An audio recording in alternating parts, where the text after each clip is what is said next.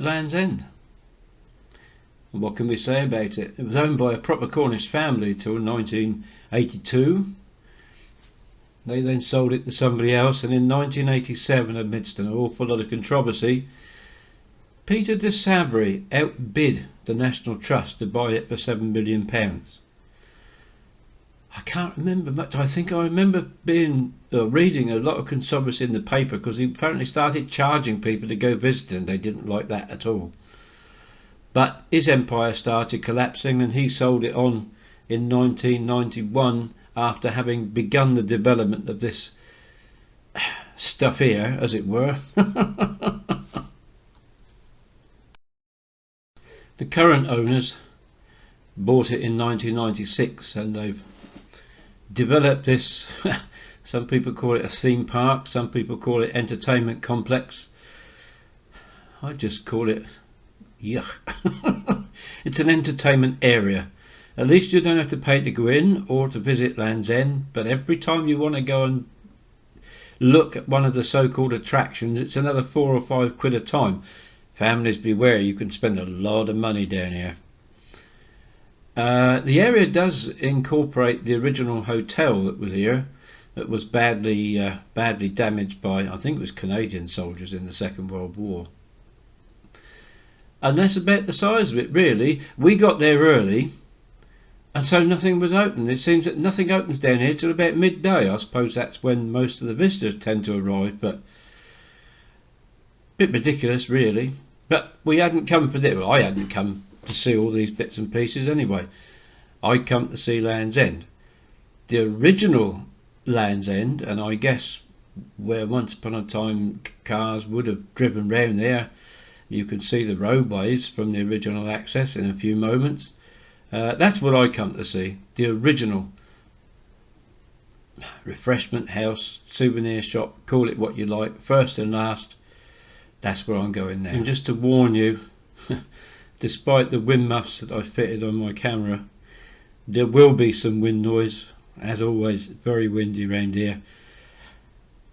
I'll edit bits and pieces as I can, but in some clips I've just got to leave the wind noise in there because it provides the atmosphere. So do be warned, and I hope it don't spoil your enjoyment too much. And here is a perfect example of the close similarity between Cernel, the Cornish language, and the Cymraeg, Welsh. Incredible, isn't it?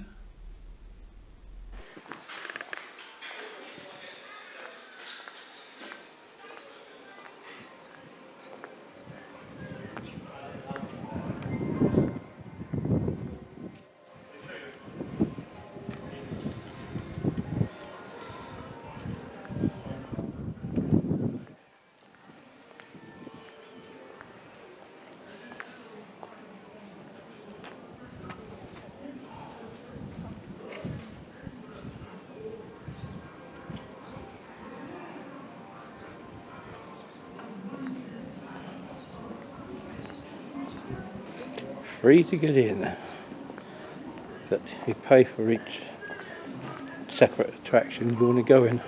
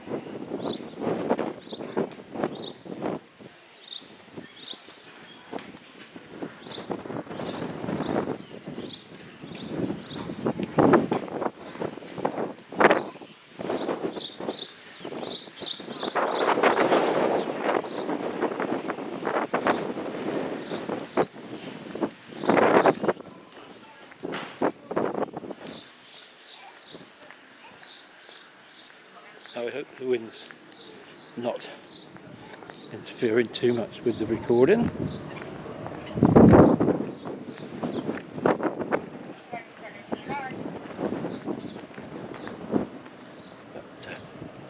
Heading down this way now.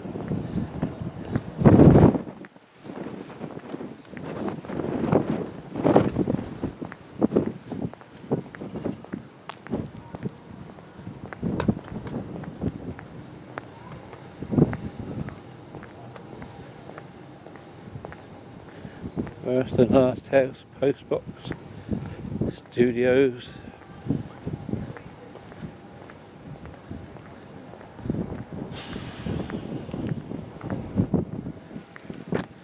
I don't think I can get very far. Oh, it's good. It's always windy down here.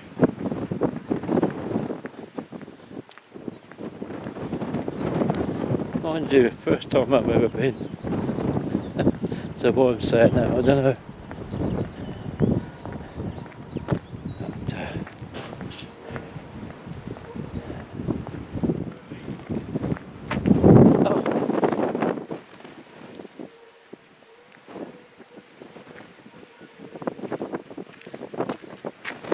That must be the furthest point west. It's Selling Cove behind it.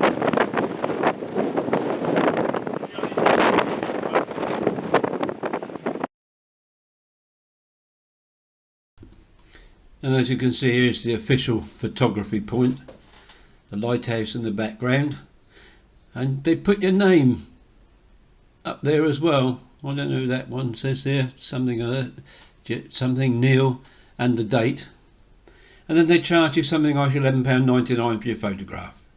Well, I ain't having none of that, but I had to prove I was here, and thanks to one of the great blokes that I was on holiday with, here I am.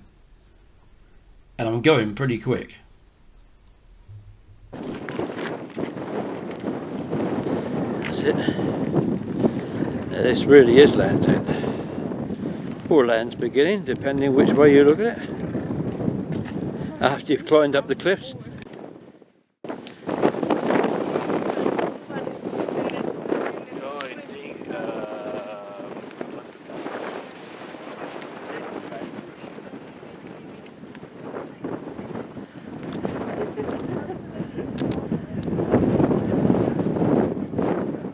Just swum over from America, looking at the complex. Land's End. Been, done, dusted. Everybody back on the coach. Next stop, New York, look.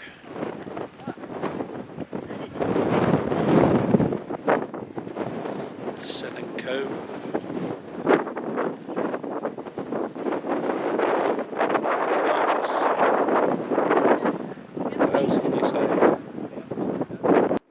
We were just sitting talking, and we suddenly noticed this circle of stones. We thought, well, that can't be anything megalithic, Neolithic, or what have you, but it's obviously pointed to something. So I decided to go and have a look, and it was a pointer to a model village, and the details of which you might as well pause and have a look at while it's there. And that's something I had to go and see. So let's take a wander round, shall we? Let's see what's here, shall we? They're all apparently typical of Cornish buildings from around the turn of the 20th century, 1900 and thereabouts. A rough time for them,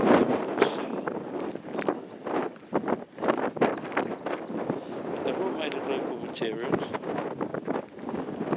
I wouldn't like to say what scale. I don't think they are to any particular scale.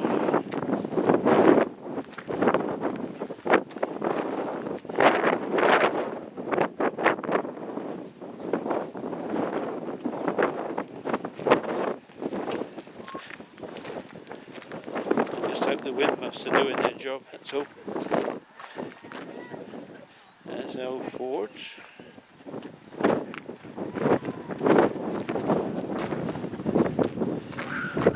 Time to get get a drink in the Rose Cottage Tavern.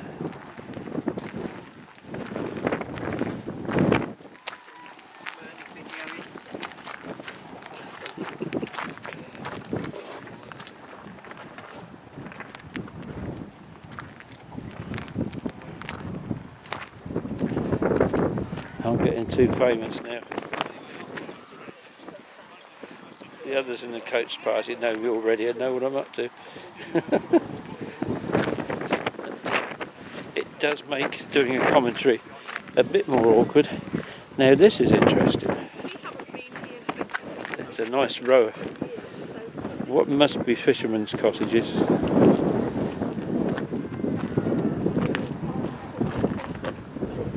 Reminds me a little bit of Mars Hill at Lynmouth.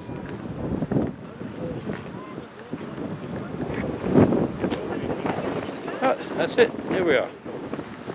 Apart from one more, and that is the last one.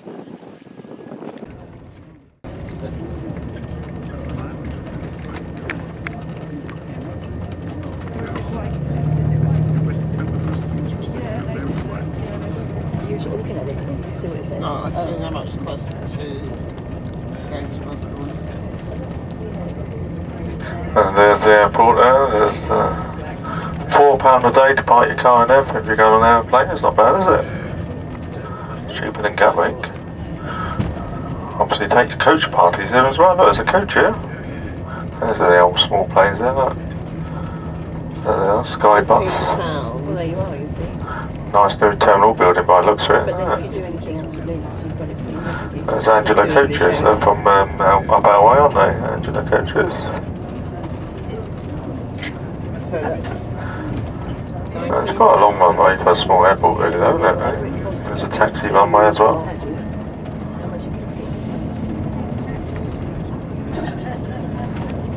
Yeah, they have to taxi a lot on the runway, don't they?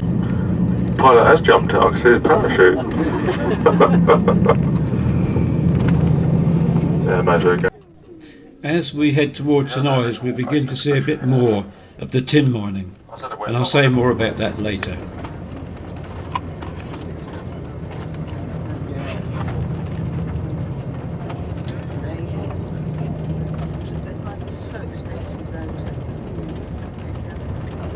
Lovely buildings, aren't they? Look, an old school here on my left hand side, education centre now. It's an old school building, isn't it? Jersey, aren't we? There's the old mines here, look, the old wheels and that. There's a miner here, look. Oh, there's a tin mine, look. Free entry to the shop and cafe parking, museum underground tour. Oh, that'd be nice, wouldn't it? Yeah, I've been this one, I remember this one last time, yeah. It's the old mining buildings, isn't it, eh? It's nice, isn't it, eh?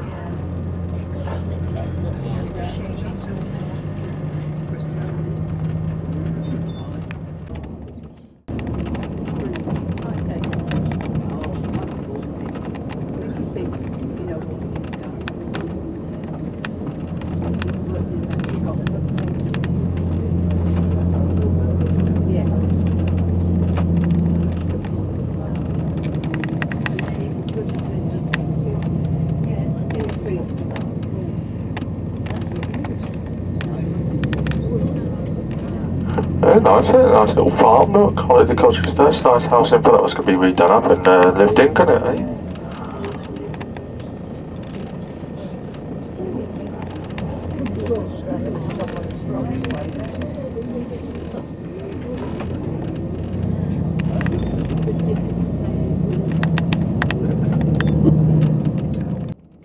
As we head on up through the countryside, we didn't really touch on this holiday very much on the main industries of Cornwall, such as fishing, the clay industry, copper, although he did mention it, and tin.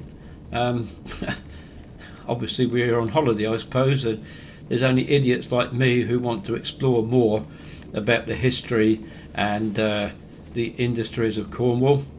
I will examine the tin industry in more detail a bit later on when we visit Truro, and I'm hoping I might have enough material to make Truro a programme on its own, because there's quite a bit to say about it. but it's nice to have seen some of the remnants of the Cornish tin mining industry as we pass along the road here between Land's End and St Ives. Little country here, and they want to be Gaelic and their own independence, so we're the foreigners over here. I can understand why they don't want us buying the houses here, because it puts it up for the local people. They can't buy, first time buyers can't buy a house, can they? I know that problem.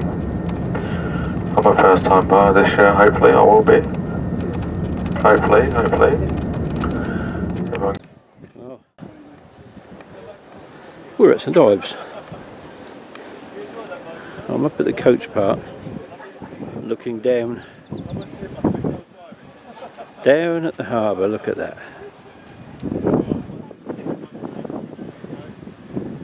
Wonder if anybody's down there looking up at me thinking, what's he doing looking up down here from up there? Oh, I'm going to head down that way, and I'm not sure whether to walk down, or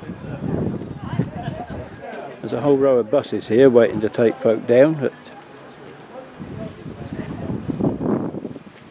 I have to make my decision in a minute. Well, we're now in St Ives, and as far as we can go by bus, it terminates in this little tiny square here. £1.50 each way.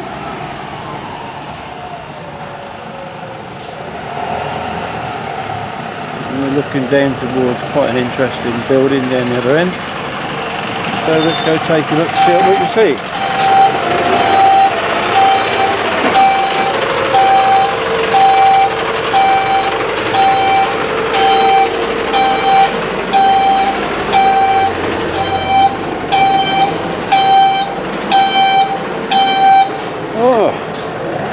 The Weatherspoons. Now that's interesting.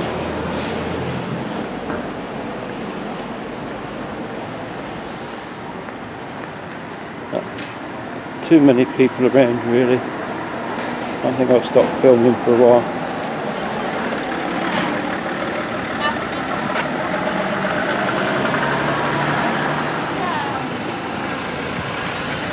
Oh, that's a steep old road coming down there.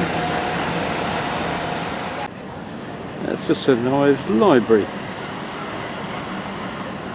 Interesting architecture up the top.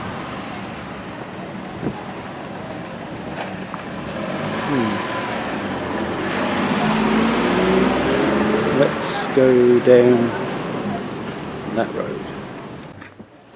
Well, here we are. Right down on the seafront. That's St Ives.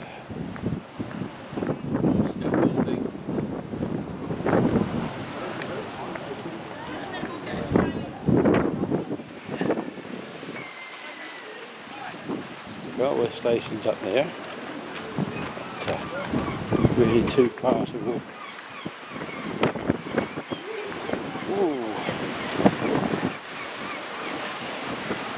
I hope the wind is not causing too much of a problem.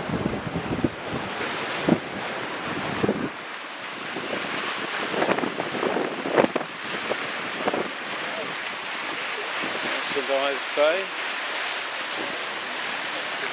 There's lovely houses right on the seafront.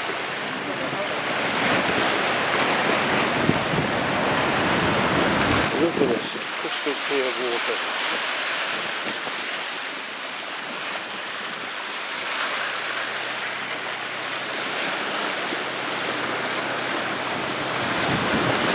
You can see right into the rocks, can't you?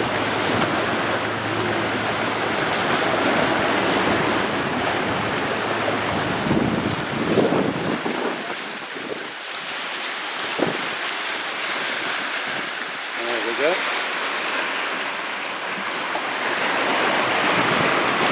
That's what it looked like to be right up there. Let's wander around a bit further and see what we can see. Well, with St Ives being famous, of course, for Barbara Hepworth and all sorts of artists, as I'm walking along here, you come across an artist doing his work.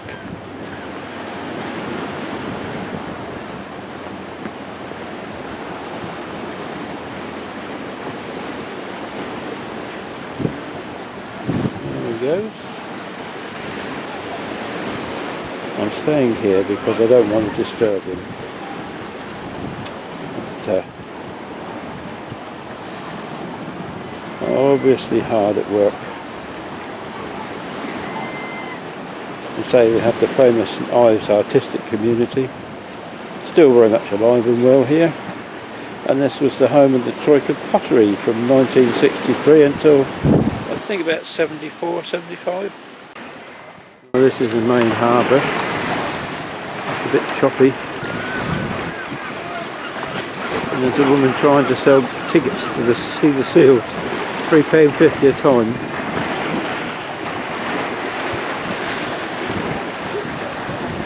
All the people over there. I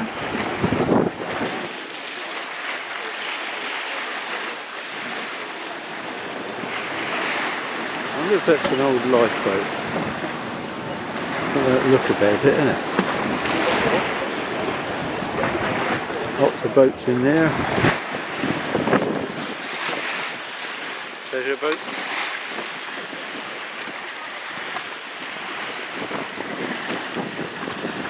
And these big things.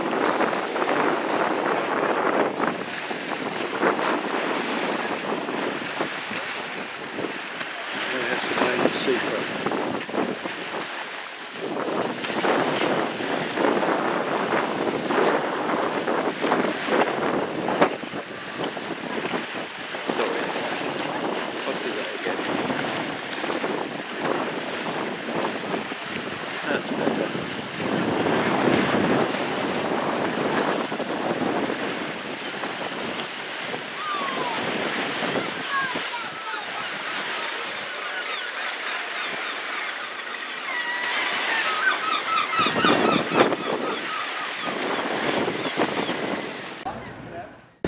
And that set of buildings up there is quite interesting. The contrast on the way up. You've got the arcade right up to the wooden frame building. Why the hell did I say wooden? What a view from those dormer windows. Oh.